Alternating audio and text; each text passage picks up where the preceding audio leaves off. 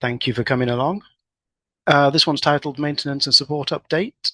It's just a quick reminder of a couple of features in the Posit Team platform as a sort of suggestion to why you and your end users might want to be staying up to date. We're focusing mostly on end user today rather than security and things. Of course, we are jumping rivers, and we do everything from the infrastructure to help you actually do all of your work. We do quite a bit of validation. So that's validating packages that you use or helping you get set up in a validated environment if you need that for your sort of work. Of course, we do the consultancy. It says everything here. If it's data science, then we can help you out with that consultancy, building things, helping you with the analysis. And of course, the training, back where we originally started from. Got loads of good training courses for you to join in with. I'm head of the engineering team at Jumping Rivers, so that means the infrastructure.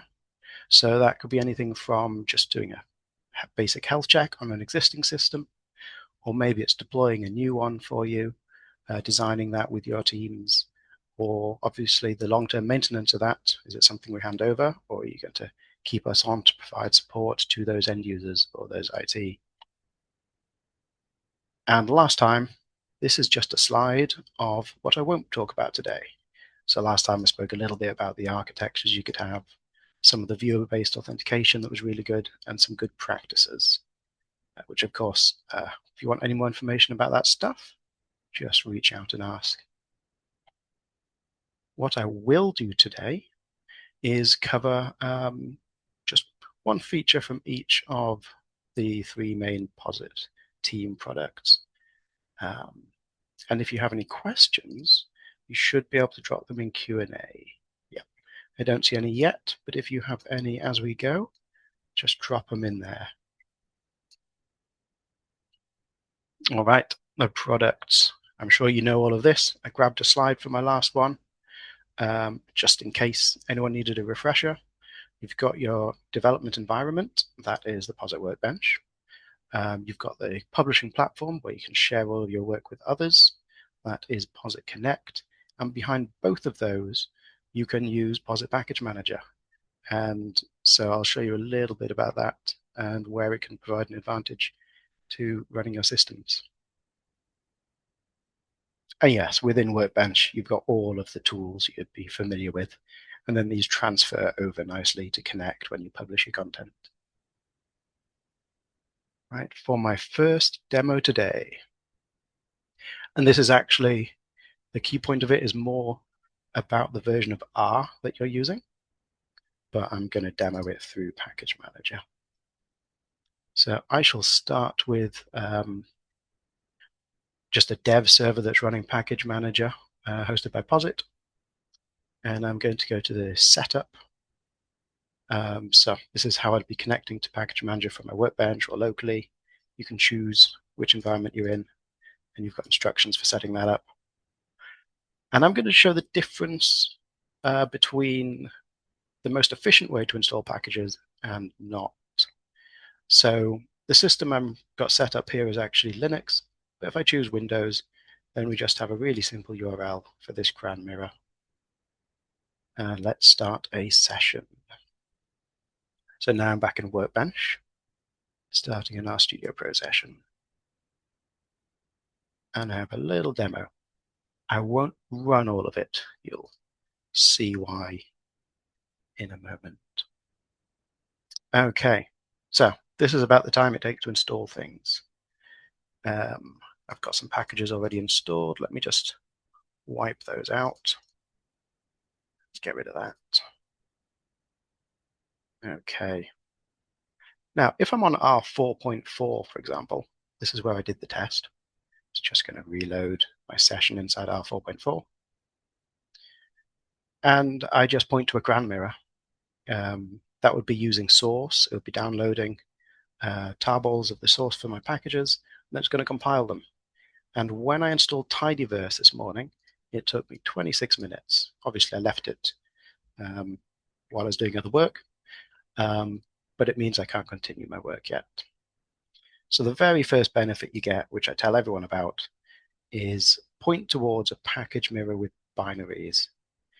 And that took it immediately down from 26 minutes to under 2 minutes to install tidyverse in a clean environment. I won't run this and waste 2 minutes of your time right now.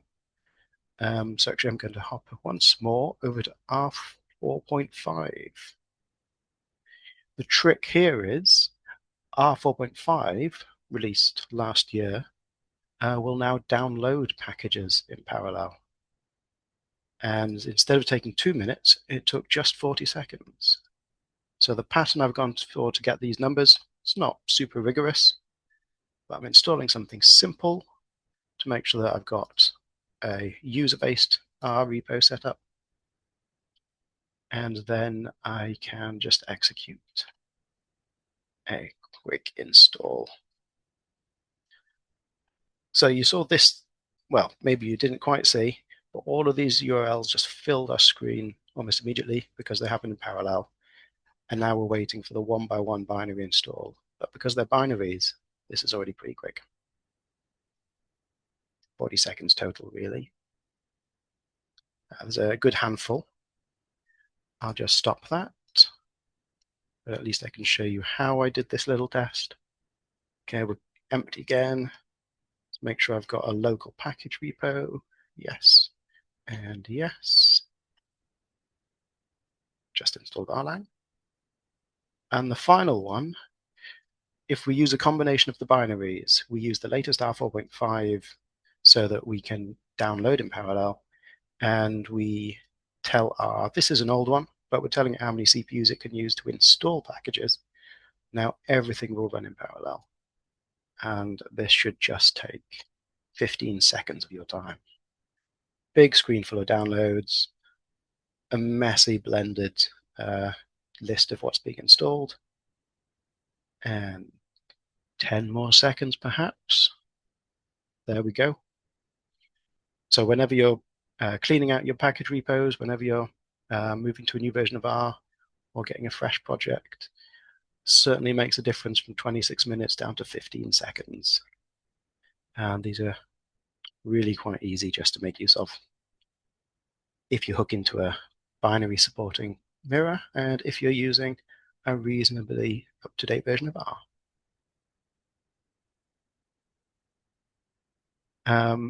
I will point at one more feature. It's just a preview still. So those URLs that I had hard-coded here, these are just constructed by Package Manager for us. You can see the URL. And there's this new one, which I'm going to keep an eye on, and that's many Linux. If I just hop to a slide, there's my backup. Here's the times. We went from source, we had to compile everything. And of course, by not having to compile, you don't need to manage all the system dependencies for building your code, well, other people's code. So we moved to binaries to cut that out. And then that many Linux, that cuts out the dependencies themselves as much as it can. So from a sysadmin point of view, you don't have to manage as many dependencies. We'll see how it goes, because the downloads are bigger. It just maybe makes the maintenance slightly easier. You don't have to track down as many dependencies per R package. And that is my quick little package manager demo.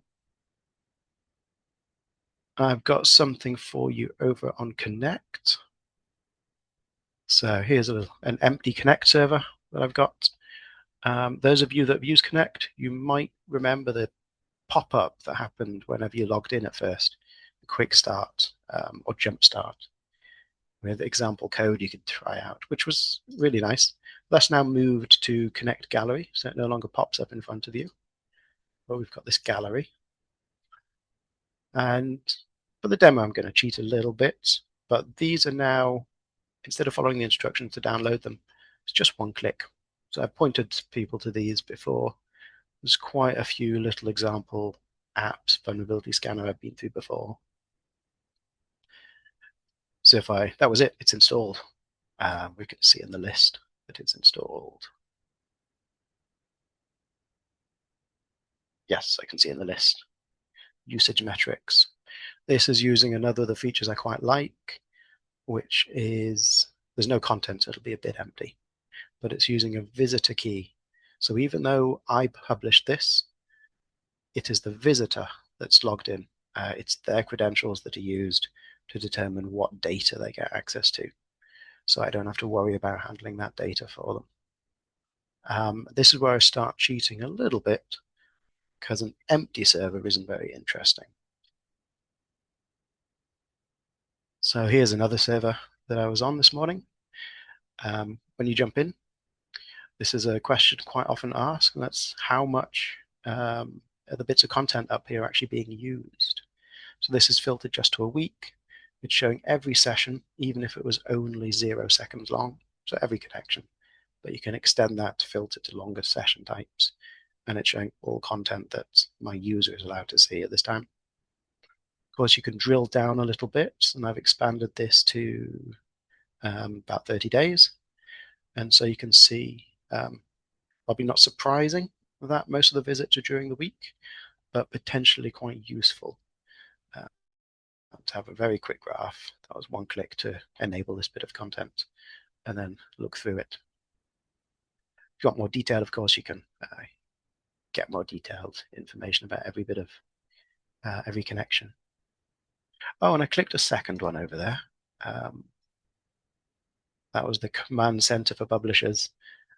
This one's kind of interesting because it re-implements a lot of the Connect admin interface just in an app. So you can rename your content that you've deployed, you can lock it, you can,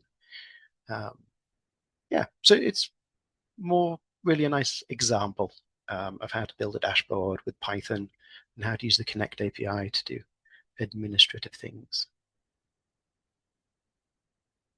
Cool. And that was my quick Connect demo.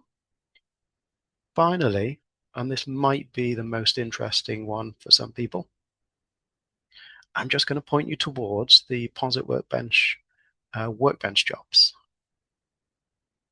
Okay, so let's grab my demo. You may have heard of background jobs before, and you may have asked the question, if I leave it running, can I close my session and come back to my background job? And the answer was no. A background job would just be spawned as a child process, and you wouldn't be able to come back to it. But workbench jobs, subtly different. Now you can. So I've written a very trivial job here. Background jobs were in this panel, workbench in this panel. I'll just start a job. This is just a simple single node server. It's just been set up with Launcher locally running on it. And it works nicely on a single node, but you could hook it into other compute resources. So locally, these limits, they're more a guide. It's not a hard limit on a single node system.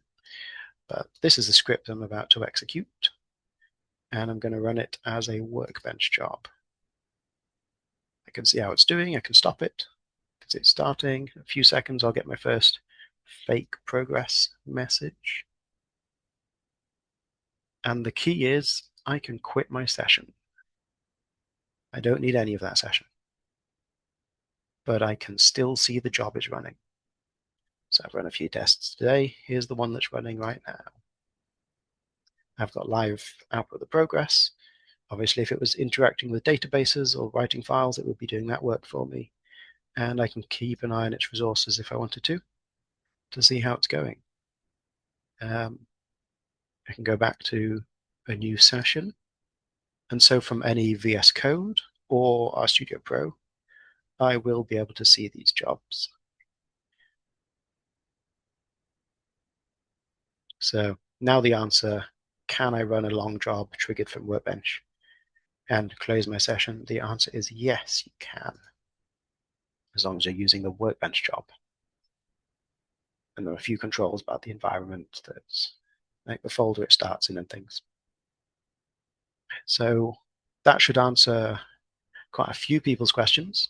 Of course, you might also have Posit Connect. You can schedule jobs. I talked about that in the last one. So you might have a quarto document doing the work, and then you'll have some nice logs and output on that. But you can do it in Workbench too. Yeah, some backup screenshots in case they didn't work. Ah, yes, there is an additional feature. You can enable auditing for these jobs as well. So this makes them a little bit more special, and you'll actually get a cryptographic signature of the output. So if these jobs aren't just you need to run it, but you actually need to prove the output of it, then auditing of these Workbench jobs may well be something that you are quite interested in.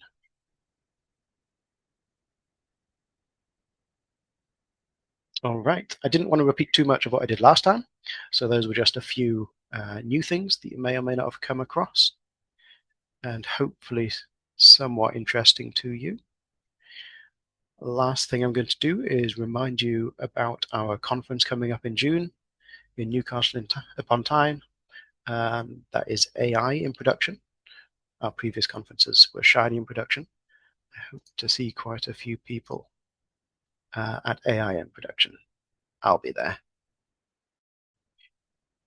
And let's see if we have any questions.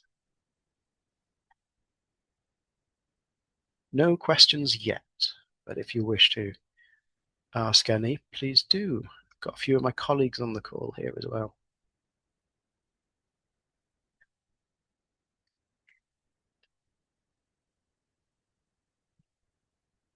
I'll leave the QR code up for you.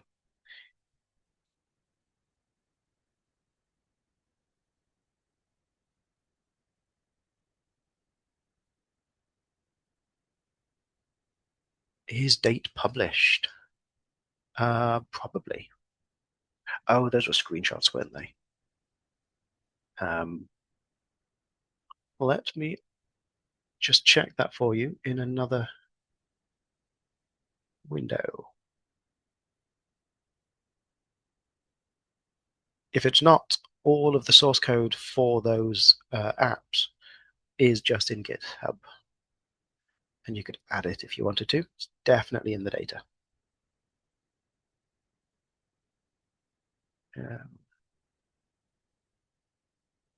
It's more about the viewers than the content, so I'm not sure if it shows when it was published. That should be very easy to find out.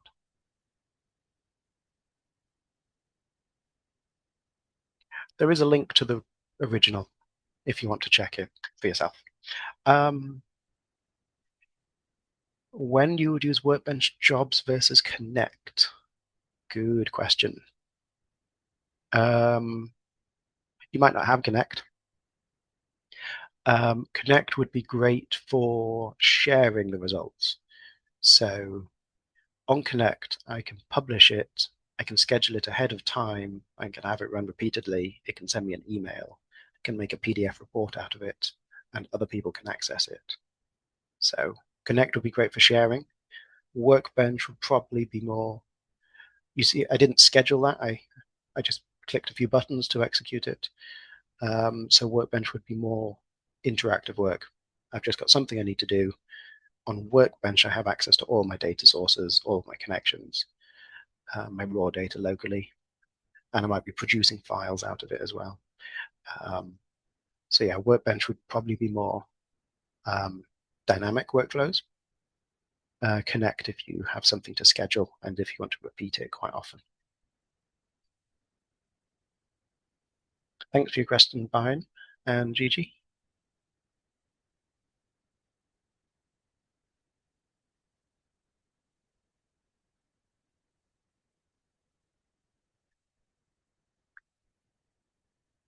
Thank you, everyone that came. I see people are dropping off now.